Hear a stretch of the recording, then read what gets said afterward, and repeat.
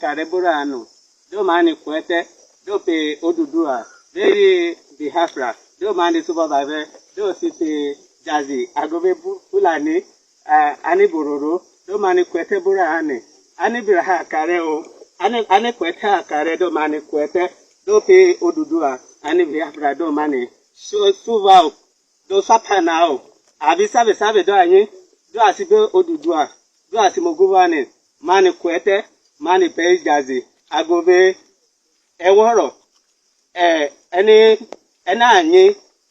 kata, do mani sive, do sipiu by Jasi Vabeo, Anebirao mani o Kareo, Avo.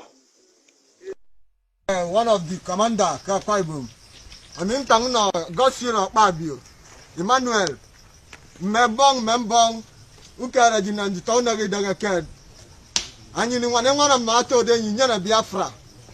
Biafra is in a kitchen in the town of Biafra.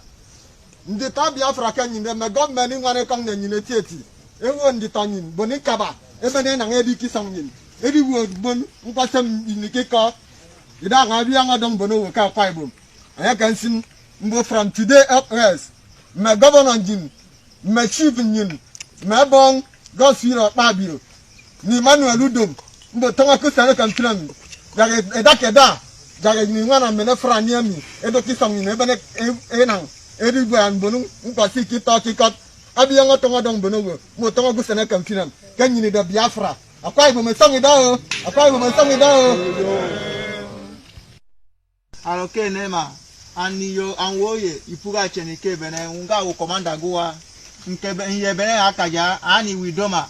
Ebeduna na aka ipugole na ihi kama uzu ihi kama Nigeria ebeduna na aka na aje kama iko na agi li freedom go aga men a chekutu a ro pabu ohi ihi bi iko ga me na agi lo eiga ro nya nwu ipugole na ihi kama Nigeria hibu Nigeria o wa ga lo no aro wa chegu idoma a biko aro chekutu ga lo ya ga lo eiga lo nye ma bogo Nigeria wo le ocheni ibi iyogera no nga agbokoja acheni ko obodo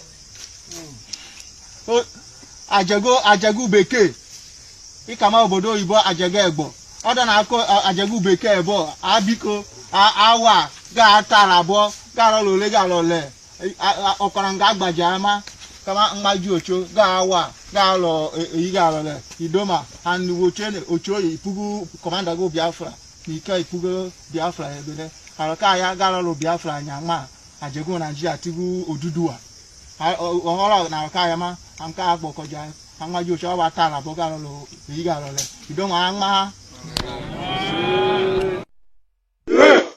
Okozono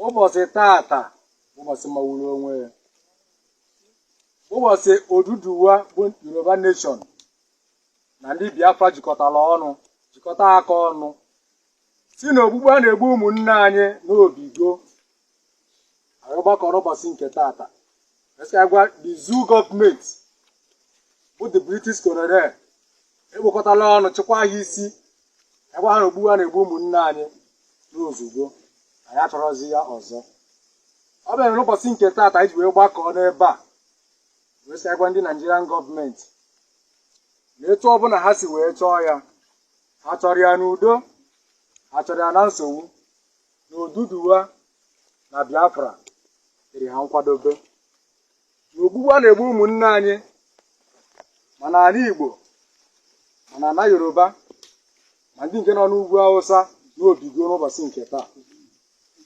Na onwe ozi ọzọ anyị chọrọ n'aka ha bụrụ ha hapụ anyị ka anyị naba, ma ọ bụkwa na ha asị etu anyị ji jikwa ya wee gwa ha n'ụbọchị nke taata na ha ekwetara, anyị akọrọ ya egwu ndị nke ọzọ fọrọ afọ ha gbagbara anyị.